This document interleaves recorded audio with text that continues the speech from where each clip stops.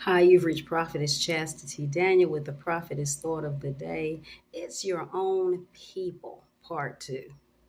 When you're dealing with people who have been stripped of their identity, they don't know who they are, um, along with childhood traumas, along with generational curses, along with being a pariah to most of the world, if not all, then self-esteem is threatened. You will find low self-esteem, you will find jealous spirits, you will find anger, you will find bitterness and unforgiveness and all of that good stuff.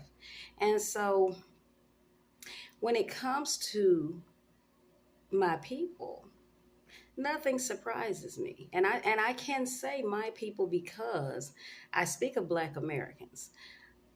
But I can speak of Black Americans because I've been in America most of my life.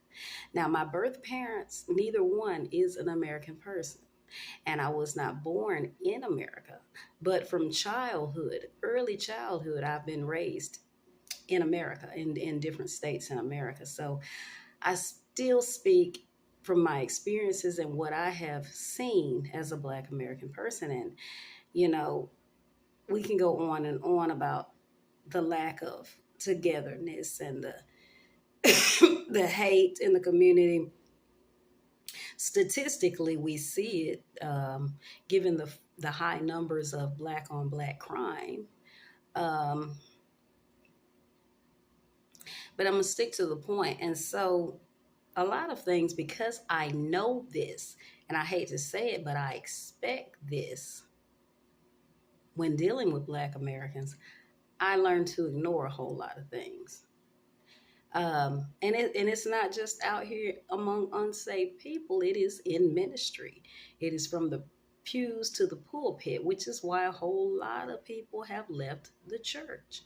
And so, and it's so sad, especially when you're people that know the word of God. It speaks in Acts, all through the book of Acts, they spoke of being on one accord, harmony, togetherness, getting along, building each other up.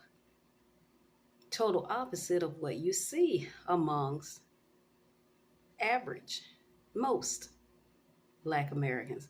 But I speak to the remnant today because I know God. Let me say God speaks through me. I don't post on here unless I have a message from God as a prophetess of God, which is why, even though it's called Prophetess Thought of the Day, there's not necessarily a new thought every day. I post when God speaks. So on today, we know that God does, we know that God hates all of this behavior. We know that God is not pleased with this behavior, but we also know that God has given us freedom of choice. And you can point the finger to every other race of people and say, they do this and they do that and they this and that. But at the end of the day, statistics don't lie. And God sees us and he's not pleased with it.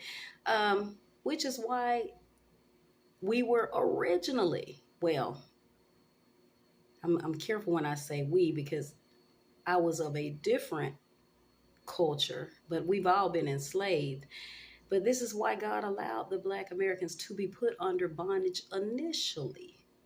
Disobedience, idolatrous behavior, hate, envy, jealousy, bitterness. Thought they knew it all. But the point of the book is of today. The point of the whole story is that this is not new. This behavior is not new. It was Jesus's own people who came against him. When we go into John chapter 5, Jesus had just finished healing a man who had a spirit of infirmity for 38 years. We're talking about almost 48 years. It doesn't say what it was, but we know it was something bad. He was lame. He couldn't move. He needed to be made whole. And Jesus had just made him whole. You can read John 5 for your own edification. But when we skip down after all that, Jesus's miracles, and this is a word for somebody, it doesn't matter what you do, how great you are, what kind of accomplishments you've made when it comes to your own people and this person, when it comes to your own family. They're never going to be pleased. So stop trying to please them and just continue to please God. Because Jesus had just worked a miracle in this chapter. And the Jews were, out of their jealousy, out of their envy, came against him. They said,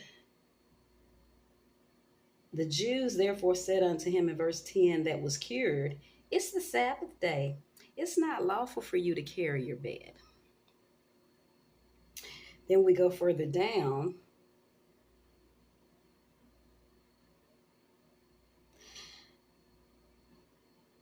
(15), it says, the man departed and told the Jews that it was Jesus which had made him whole.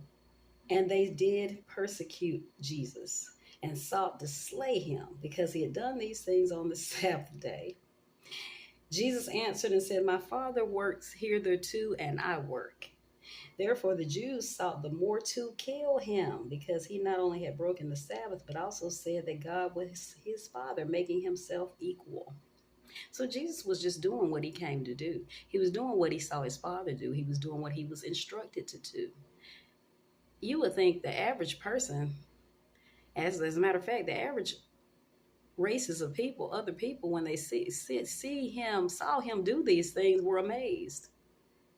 Many other people, when they see you do the things that you do that are of other white people, Spanish, Indian, French, Jamaican, African, when they see you do these things, they're so proud and they're amazed at the things you do. But not your own people. They always have something to say. They're going to find something negative to say. But just know that you are in good company, because they did it to Jesus. It was his own people that persecuted him. It was the Italian governor who wanted to let him go. There's nothing new under the sun. But I'm speaking to the remnant to let you know, just as Jesus fulfilled his assignment and he came out on top, you will fulfill your assignment and come out on top. Everyone, especially your people, are not going to be pleased with you. They're not going to have a positive thing to say. But there is a remnant of your people who are going to support, love, assist, give, whatever, pray, whatever they need to do. Because God has a remnant who truly love him, who truly want to be healed and delivered from those scars of the past, generational curses, and who just want to just glorify Jesus, love people, and do the work. And God is sending them to you. Don't give up on the church. Don't give up on God. You are in good company. Jesus experienced it. He made it. And we're going to make it. It's your own people, part 2.